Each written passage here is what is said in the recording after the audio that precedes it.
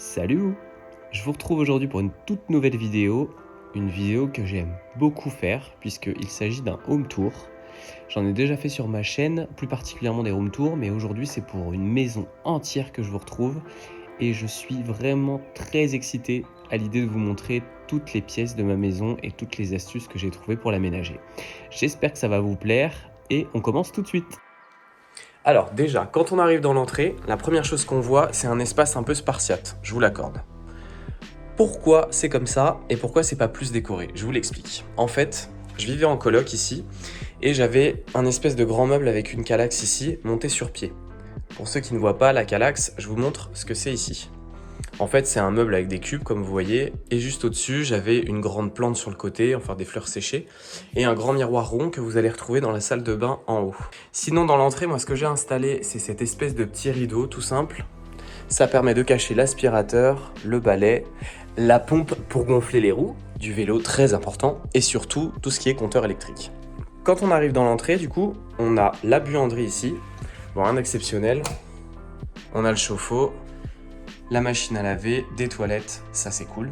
Un petit évier, de quoi sécher le linge. Et là, comme vous pouvez voir, j'ai créé une petite structure en bois qu'avec de la récup. Ça permet d'avoir des rangements en bas et un espèce de plan de travail au-dessus pour ranger tout ce qui est lessive, produits ménagers, adoucissants, eau déminéralisée, fer à repasser, etc. et avoir un panier pour le linge sale.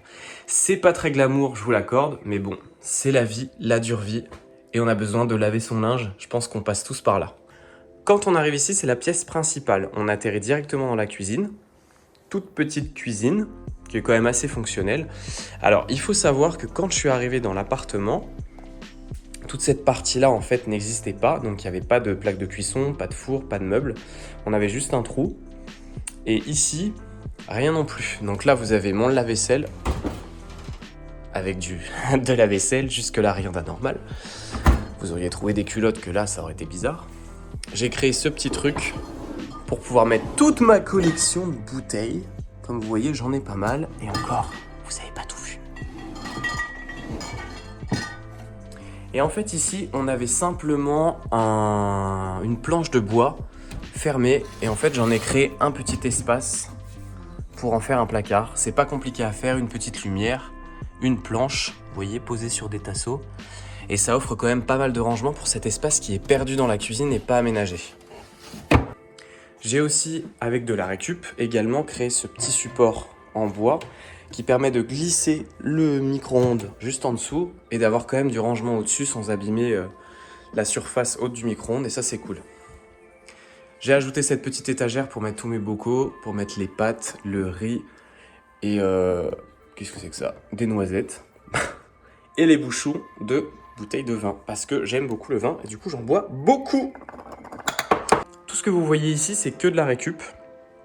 Je suis plutôt adepte du homestaging et il y a très peu de choses que j'ai achetées, je crois, peut-être là-dessus, je sais pas, une planche ou deux quand même, mais les poignées c'est de la récup, les roulettes aussi.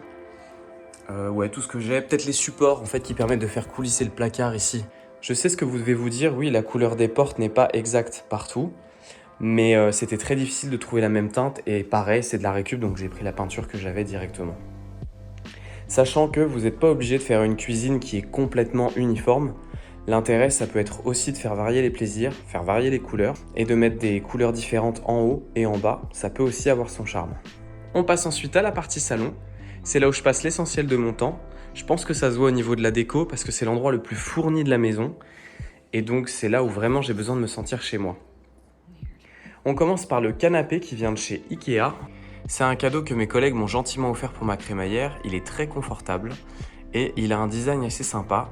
Le seul truc, c'est qu'il est légèrement fragile. En fait, le dessous est tenu par une toile tendue et je peux vous dire que si vous avez beaucoup de gros fiacs qui viennent chez vous, ça va être très compliqué de le maintenir en vie. Ensuite, on a cette superbe table qui vient de chez Maison du Monde.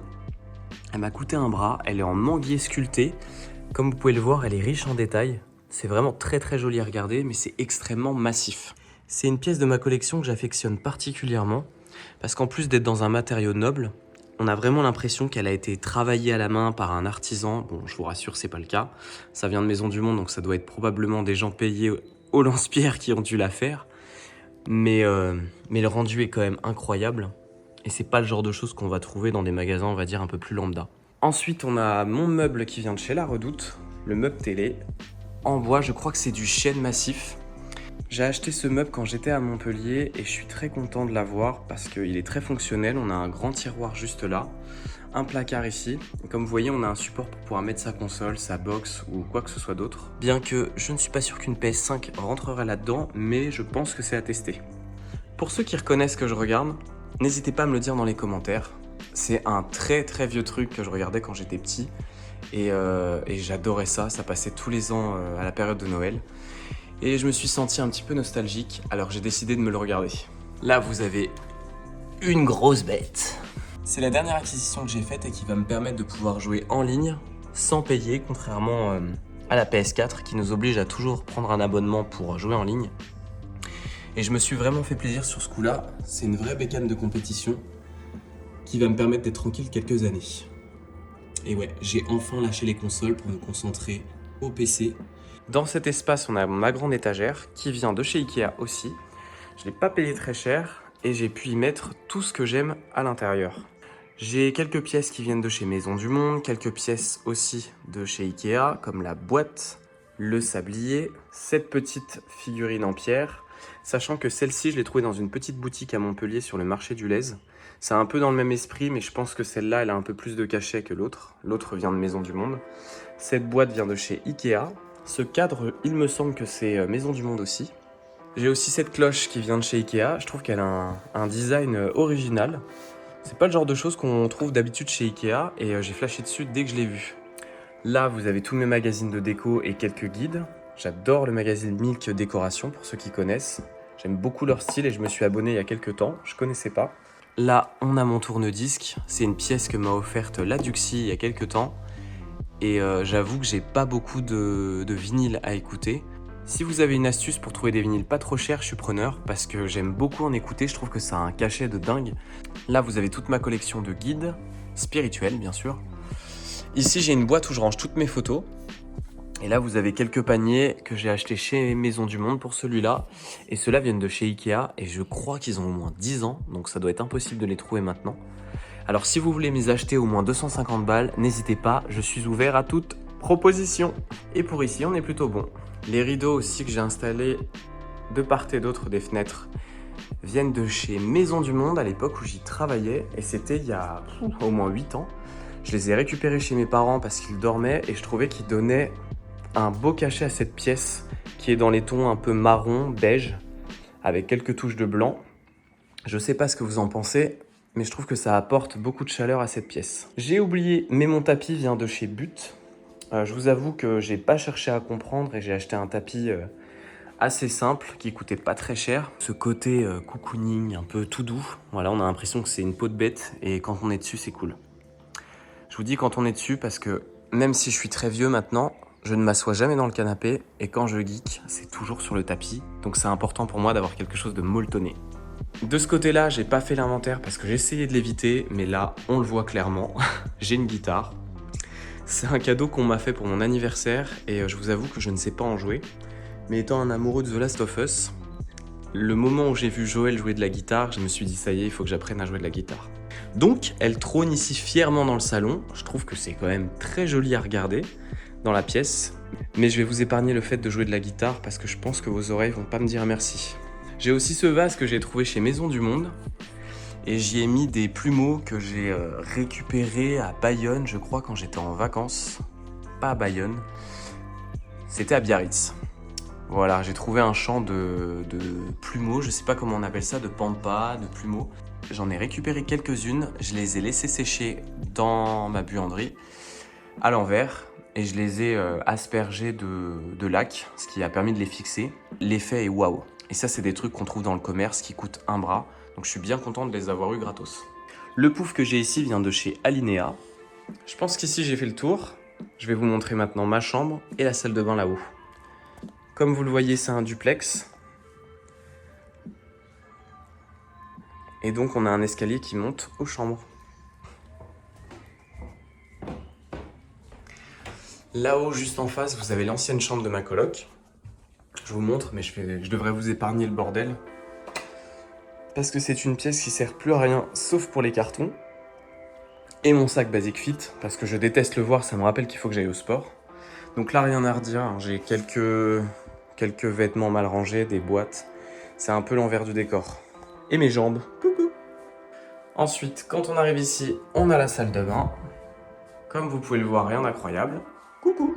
Le miroir dont je vous parlais, il est juste ici. Il vient de chez Ikea. Je l'ai payé, je l'ai acheté au bon filon pour une vingtaine d'euros, je crois. Je suis vraiment content parce que c'est une belle pièce. Et je crois qu'il vaut normalement 100 euros. Alors ça, c'est la structure qu'il y avait de base dans l'appartement, les toilettes aussi. Moi, ce que j'ai fait, c'est que j'ai installé des étagères que j'ai fait couper aux bonnes dimensions. Et en fait, j'ai percé dans le joint juste ici pour pas abîmer le carrelage. Ce qui m'a permis d'installer des étagères et de pouvoir les enlever au besoin sans déranger mon propriétaire et qu'il soit pas furax de trouver des trous dans son carrelage. En tout cas, c'est très pratique parce qu'on aurait dit vraiment que ce renfoncement était fait pour ça. Et là, c'est un peu vite parce que comme je vous l'ai dit, je vais partir et donc j'ai allégé un peu la déco. Mais ça permet de ranger quelques paniers, des serviettes et tout un tas de choses, aussi décoratives, pour agrémenter un petit peu cette pièce qui peut paraître froide de prime abord. Ensuite, ici, nous avons ma chambre.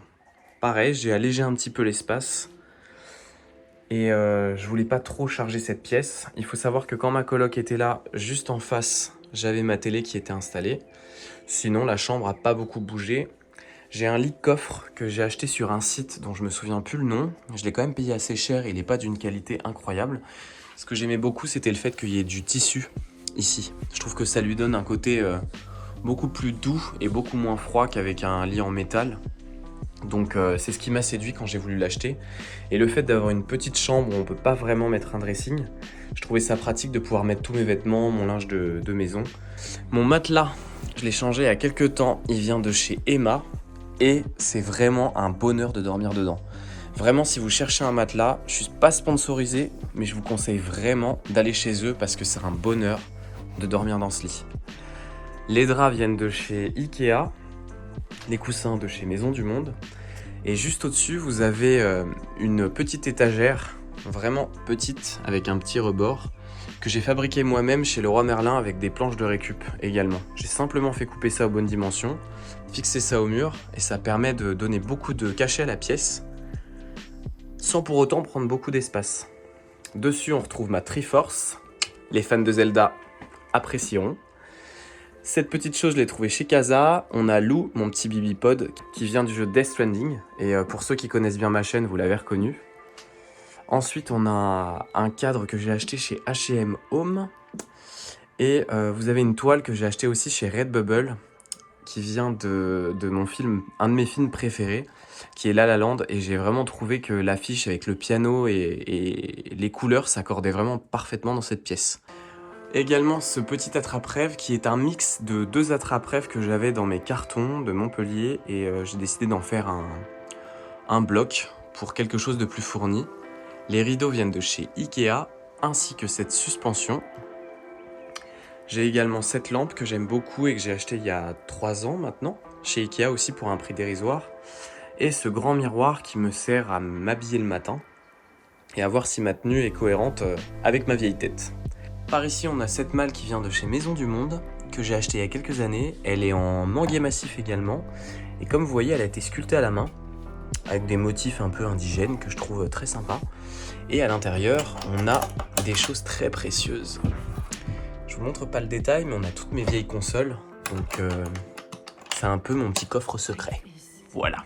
Cette toile vient de chez Redbubble également, ainsi que celle de The Last of Us. Et ça, c'est quelques cartes que j'ai récupérées pendant mon voyage l'année dernière dans le fin fond de la France.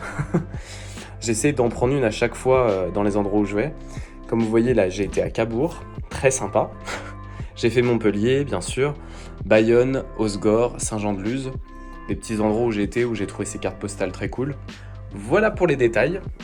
Et sinon, pour ici, je vous ai fait le tour. Ah, je vous ai pas parlé de la tête d'ours, mais pour ceux qui connaissent bien ma chaîne, j'ai déjà dû vous en parler dans une précédente vidéo. Si c'est le cas, je vous la mettrai juste ici, au coin. Et voilà, vous aurez plus d'infos là-dessus. Voilà, c'est tout pour moi. J'espère vraiment que ça vous a plu. N'hésitez pas à commenter, bien sûr, partager comme d'habitude. Si vous avez des questions, qu'il y a des pièces qui vous ont intéressé, des choses que j'ai fabriquées, que vous trouvez sympas et que vous avez envie de faire la même chose chez vous, je serais ravi de vous envoyer des tutos ou de vous donner des conseils plutôt, ce sera plus simple. Et n'hésitez pas à en parler, en tout cas, à m'envoyer des messages, je répondrai avec plaisir. Et je vous dis à bientôt pour une prochaine vidéo. Allez, bye!